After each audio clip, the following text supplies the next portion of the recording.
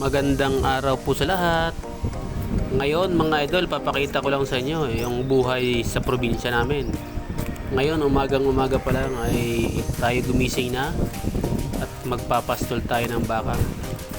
Para lang po sa kalaman ng lahat, nasa probinsya po ako ngayon, nagbabakasyon. At naisipan ko na ipastol yung baka ng aking kapatid. Dahil po ay may trabaho po ang aking kapatid, kaya ako po muna magpapastol ngayong araw. Actually, dalawang baka po ang ipapastol natin ngayong umaga. Ito po yung anak na rin to nung isa. Kaya ito, ililipat po muna natin. Mahanapan natin ng makain na maganda-ganda. Ito po ay matagal ko na rin po ginagawa doon pa man, nung nandito pa ako sa probinsya namin. Kaya gusto ko lang pong balikan ulit yung mga ginagawa ko noon. Maliban po dito, marami pa po akong gustong gawin na gusto kong balikan ng mga ginagawa ko noon ng panahon ako ay nandito pa sa probinsya namin. At isa nga po ang pagpapastol ng baka sa mga gawain ko noon. Simula pa man nung kabataan ko hanggang po sa lumaki ako at hanggang sa nakapag-aaral po ako ng kolehiyo. Ito po ay gawain na po talaga namin. Nung panahon nga po na yun, umabot pa ng 10 piraso yung baka namin. Kaya lang, sa mga matinding pangangailangan po na ibenta at naunti-unti po. Buti na nga lang po at nakapagtabi pa yung kapatid ko. Ngayon, meron po siyang dalawa na inaalagaan.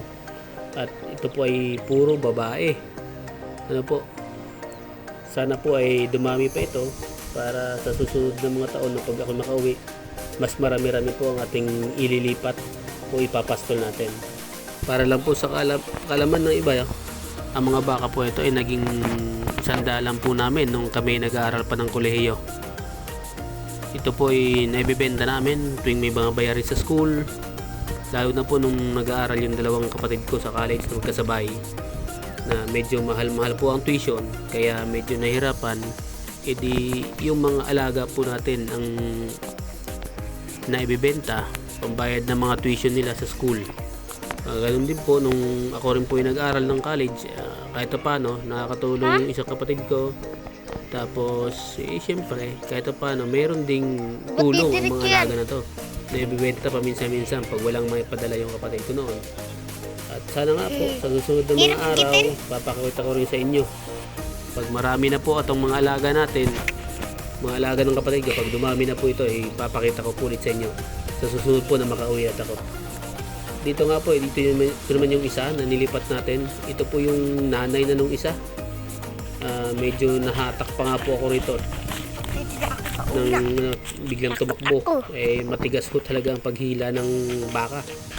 Lahat-lahong tali sa ilong yan. Sa liig lang po ang tali niyan. Matigas. Kaya nung tinakbo ako, hindi ko halos mapigilan. Napakahirap po. Ito lamang po yung gusto kong i-share sa inyo na ganito. Ito po yung isa sa mga experience ng buhay sa probinsya. Mga gawain po sa probinsya pag ako yung umuwi. Nakagawian ko na po itong gawin pag umuwi ako. May nakita, hindi po yung baka, dalaga na yan, uy. Kalabaw naman ang tatay ko. At yun lamang po. Marami pong salamat sa inyong panonood mga idol. Sana po ituloy-tuloy nyo po kami suportahan sa aming munting channel na ito. Maraming salamat po ulit.